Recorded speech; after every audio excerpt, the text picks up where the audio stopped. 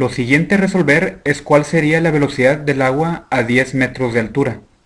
La ecuación queda de la siguiente manera. Retornando otra vez a la ecuación de Bernoulli, podemos ir cancelando términos. Del lado izquierdo en el punto 1 podemos calcular la P0 al igual que del lado derecho o del punto 2. La P0 se va en ambos casos. Del punto 1 acá la velocidad es 0. También podemos cancelar este término. La ecuación de Bernoulli entonces se reduce a ρgh1 igual a ρgh2 más un medio de ρ por v cuadrada. Como ρ aparece en los tres términos lo podemos eliminar. La ecuación entonces se reduce a lo siguiente. GH1 es igual a GH2 más un medio v cuadrada. Como lo que queremos calcular es la velocidad, entonces despejamos para la v y obtenemos que la velocidad es igual a la raíz de 2g por h1 menos h2. Es igual a la ecuación pasada, nada más que ahora en lugar de tener una h, tenemos una resta de h's o un delta h. h1 es 25 metros, mientras que h2 es 10 metros, entonces nuestro delta h es 15 metros. La velocidad a una altura de 10 metros sería de 17.155 metros sobre segundo después de evaluar esta ecuación. Con la ayuda del FED podemos confirmarlo. Si ponemos la cinta métrica a una altura de 10 metros,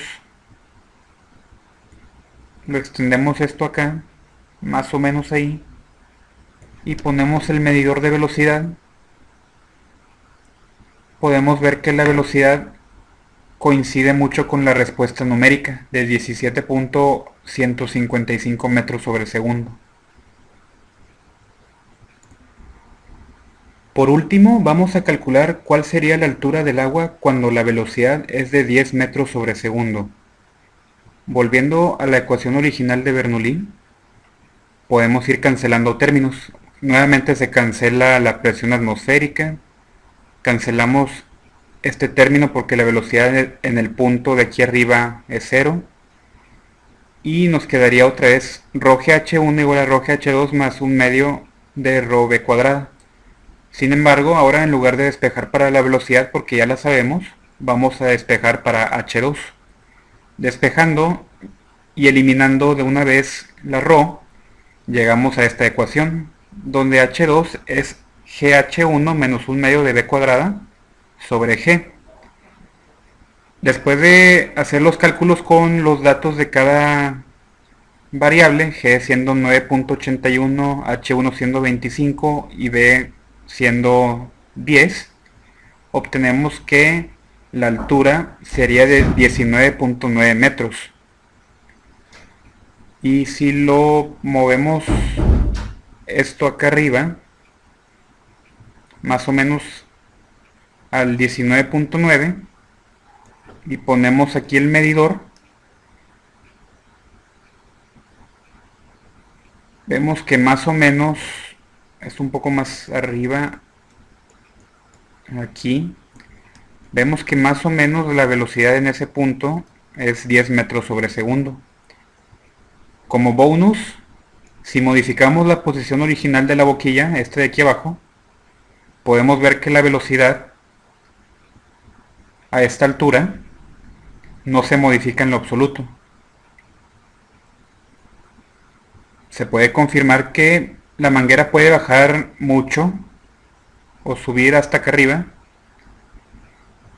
y la velocidad va a permanecer ahí rondando entre los 10. Aquí se está volviendo loca la velocidad, pero debe permanecer igual. Si subimos y bajamos la altura del tanque, podemos ver que el chorro de agua llega a una altura máxima idéntica a la altura del líquido en el tanque. Voy a reiniciar esto mejor. Así. Ok. Esto faltó. Ok. La altura siempre va a ser idéntica a la del tanque. siempre y cuando la presión dentro del tanque sea la atmosférica y se desprecien factores como la fricción. Esto siempre va a ocurrir por la misma definición de Bernoulli. Por último, veremos un caso especial. Quitamos la manguera y dejamos que la salida del agua sea directamente del tanque. La altura del agua dentro del tanque es de 5 metros y la altura desde el suelo hasta la salida del tanque es de 10 metros. ¿Cuál sería la distancia que lograría recorrer el líquido antes de llegar al suelo? Primero que nada, es necesario calcular la velocidad del agua justo al salir, a la de aquí. Como la altura dentro del agua es de 5 metros, podemos tomar nuestro delta H como 5. Retomando la ecuación que ya habíamos utilizado, obtenemos lo siguiente. La velocidad es igual a la raíz de 2 por la gravedad de 9.81 por la altura que es 5. Esto nos da una velocidad de 9.9 aproximadamente, metros sobre segundo.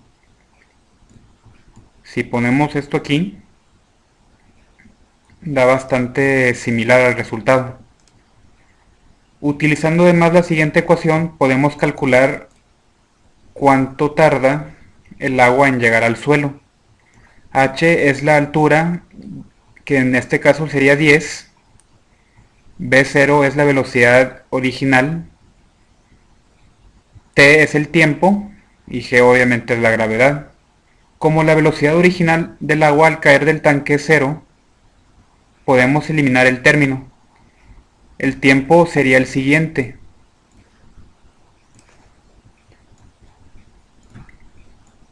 El tiempo en segundos está dado por la raíz de 2h entre g. Considerando que la altura h es de 10 metros, esto arroja un valor de t igual a 1.4278 segundos. Entonces, utilizando la misma ecuación pasada de distancia recorrida en cierto tiempo, podemos obtener lo siguiente.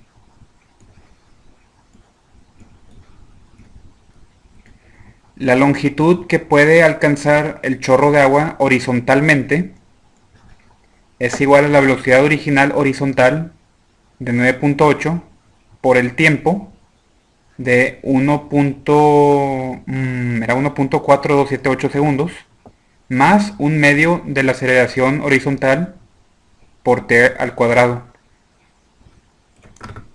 Como no hay aceleración, podemos eliminar el segundo término. La longitud es la velocidad de 9.9 multiplicada por el tiempo de 1.4278. Esto es igual a 14.1416 metros.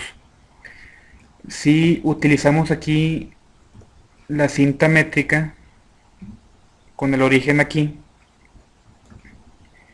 y ponemos acá la distancia, podemos ver que más o menos la distancia recorrida por el agua antes de chocar el suelo es 14.19 metros, lo cual coincide con el resultado matemático que obtuvimos.